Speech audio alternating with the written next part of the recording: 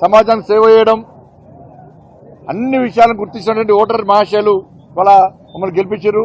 నేను మొన్న చెప్పినా మళ్ళీ చెప్తున్నా, ఇండియా పాకిస్తాన్ మ్యాచ్ అయింది, భారత్ గెలిచింది, విజయం సాధించినాం. కాంగ్రెస్ పార్టీ ఎన్ని కుట్రలు కుతంత్రాలు చేసినప్పుడు కూడా ప్రపంచంలో భారత్కి విజయం, ఈ దేశంలో భారతీయ జనతా పార్టీ విజయాన్ని ఎవ్వరూ ఆపలేని విషయం ఈరోజు స్పష్టమైంది. రెండు పొలిటికల్ మ్యాచ్ల మధ్య ఇలా భారత్ ఇలా విజయం సాధించింది. మా కోర్టులు వేసి గెలిపించిన ఓటర్ మహాశయులందరూ కూడా మేము అభినందన తెలియజేస్తున్నాం.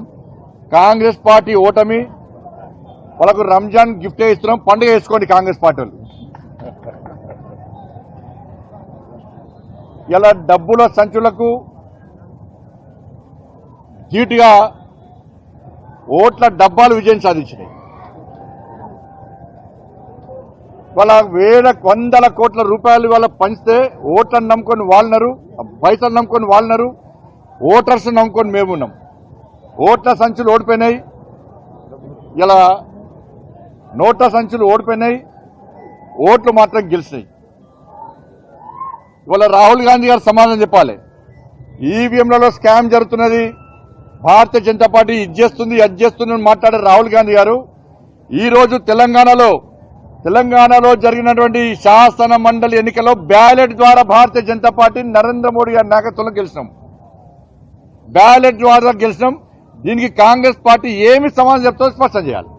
బ్యాలెట్ బ్యాలెట్ బ్యాలెట్ బ్యాలెట్ ద్వారా నరేంద్ర మోడీ గారు గెలిచింది. ఇక్కడ దేశంలో ఎక్కడ ఈవీఎంల ద్వారా ఎన్నికలు జరిగినా కూడా, బ్యాలెట్ ద్వారా ఎన్నికలు జరిగినా కూడా గెలిచేది నరేంద్ర మోడీ గారి యొక్క పార్టీ, భారతీయ జనతా పార్టీ.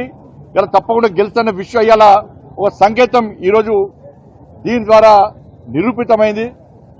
ఇవాళ తెలంగాణ ప్రజలకు నరేంద్ర మోడీ గారి విశ్వాసం, నమ్మకం ఉందనడానికి ఈ ఎన్నికలే నిలువెత్తిన దర్శనం.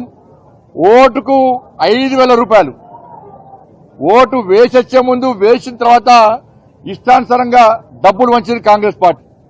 రాష్ట్ర ముఖ్యమంత్రి గారు మొత్తం 3 మీటింగ్లో పాల్గొన్నారు. మంత్రులందరూ తిరిగారు. ఇలా భారతీయ జనతా పార్టీని ఓడగొట్టడానికి బీఆర్ఎస్ కాంగ్రెస్ రెండు ఒకటనేయి లోపాయికారి ఒప్పందం కుదుర్చుకొని ఇవాళ భారతీయ జనతా పార్టీని మీరు ఓడగొట్టాలి, మేము ఓడగొట్టాలి, భారతీయ జనతా పార్టీకి తెలంగాణ రాష్ట్రంలో స్థానం ఉండొద్దు అని చెప్పి రెండు పార్టీలు కుట్రలు చేసినప్పుడు కూడా వాళ్ళ కుట్రలను పటాపంచలు చేస్తూ ఒక్క పైసా వంచాలి, మేము పైసలకు దూరం ఉన్నాం. మేము కేవలం కార్యకర్తల కష్టార్జితం 50 ప్రభారీ పోలింగ్ బూత్ ఏజెంట్లు, మండలాధ్యక్షులు, గ్రామ స్థాయి నుంచి రాష్ట్ర స్థాయి వరకు కార్యకర్తలు, నాయకులు అందరూ కూడా దాదాపు 1 రోజుల పాటు 15 రోజుల పాటు ఇవాళ ఎట్లా తిరిగినంటే నిజంగా కార్యకర్తలు నిజంగా చెప్పన్నాం. వాళ్ళ కష్టం పట్టే పోలే. ఆ తల్లి అమ్మవారు గ్రహించింది, గుర్తించింది.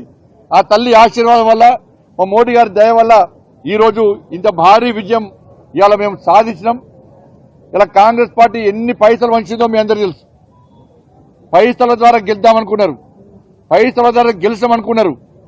కానీ మీరు పైసల ద్వారా మా ఓట్లు కొనలేరు, పైసల ద్వారా విజయం సాధించలేరని చెప్పి చెంప చెల్లుమనే విధంగా ఓటర్లు గుణపాడని చెప్పారు. భారతీయ జనతా పార్టీ విజయం చేకూర్చిపెట్టారు.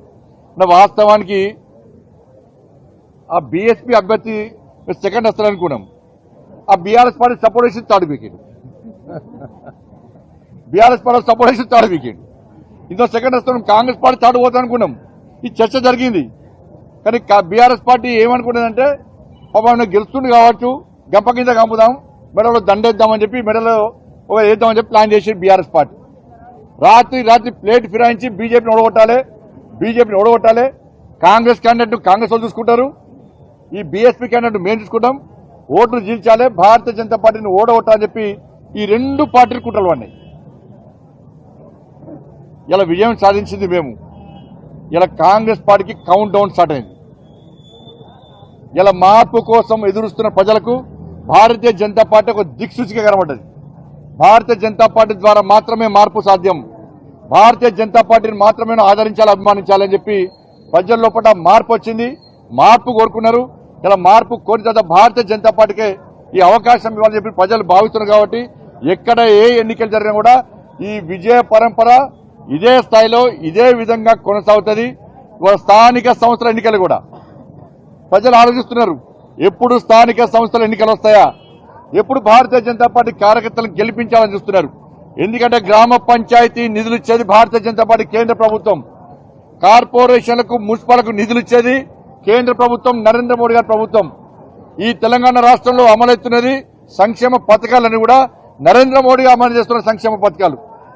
కాబట్టి నిధులు కేంద్రాన్ని సొమ్ము ఒక్కరిది సోకొక్కరిది లెక్క కేంద్ర ప్రభుత్వం నిధులు ఇస్తే, కేంద్ర ప్రభుత్వం సంక్షేమ పథకాలు అమలు చేయాలని చూస్తే, కేంద్ర ప్రభుత్వం అభివృద్ధి చేయాలని చూస్తే, ఇవాళ కాంగ్రెస్ పార్టీ పేరు చెప్పుకొని డ్రామాలు ఆడుతున్న విషయాన్ని ప్రజలు గమనించారు, గుర్తించారు. కాబట్టి స్థానిక సంస్థల ఎన్నికలు కూడా ఇవే ఫలితాలు పునరావృతమవుతాయి.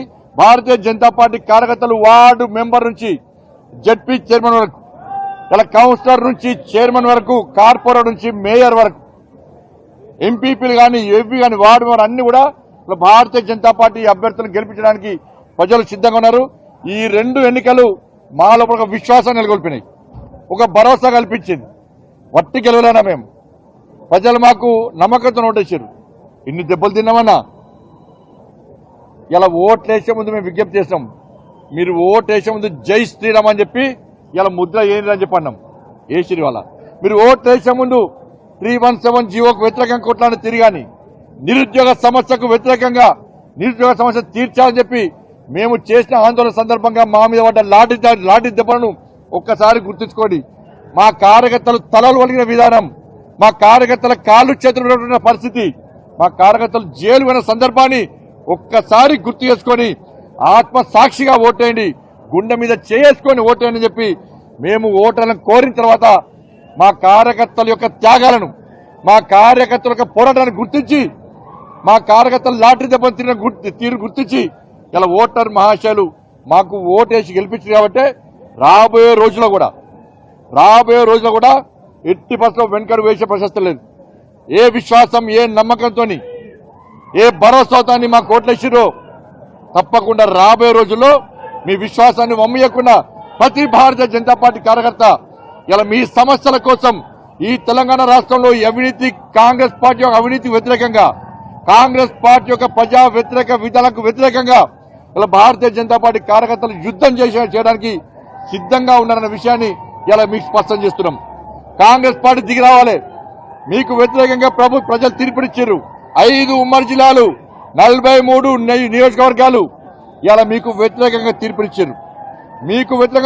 ఇవాళ తెలంగాణలో 70% భారతీయ జనతా పార్టీదే, 70% భారతీయ జనతా పార్టీదే. ఇంకా 30% కూడా మేము తప్పకుండా ఎప్పుడు ఎన్నికలు వచ్చినా గెలవడానికి మేము సిద్ధంగా ఉంటాం. ఇలా కాంగ్రెస్ పార్టీ స్పష్టం చేయాలి.